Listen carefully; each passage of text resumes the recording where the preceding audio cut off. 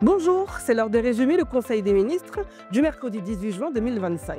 Le Conseil a adopté un décret instituant le certificat de nationalité numérique et l'attestation recognitive de nationalité dans le but de simplifier et moderniser la procédure de délivrance du certificat de nationalité. Désormais, tout Ivoirien déjà détenteur d'un certificat non contesté pourra obtenir une attestation recognitive délivrée à partir d'une copie conservée par un dépositaire central. Cela évite de devoir solliciter un nouveau certificat à chaque démarche.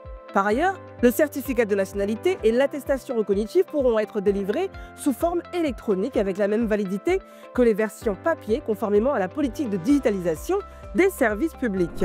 Le Conseil a également adopté un décret portant ratification de l'accord de Samoa signé le 15 novembre 2023 en remplacement de l'accord de Cotonou.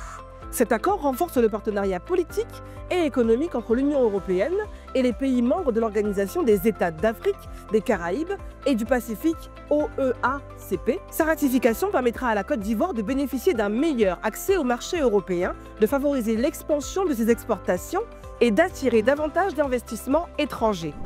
Le Conseil a adopté un décret déclarant d'utilité publique un site de 30 hectares à Tingrela destiné à l'extension du projet de centrale solaire. Ce décret intègre officiellement ce terrain dans l'emprise du projet.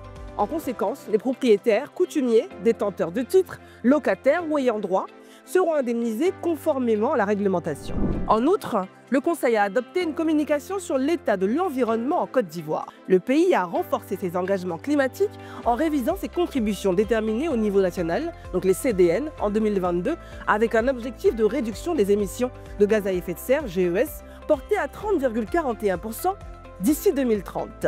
À ce jour, 90 initiatives d'adaptation et 180 initiatives d'atténuation sont en cours dans un cadre institutionnel et juridique renforcé.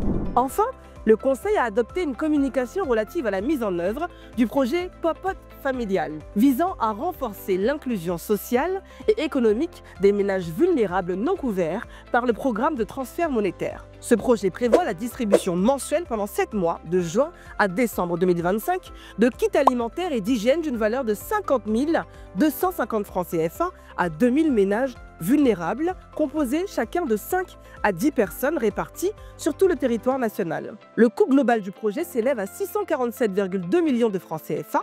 Il vient en appui aux dispositifs de filets sociaux existants. À bientôt pour un nouveau résumé de l'actualité gouvernementale.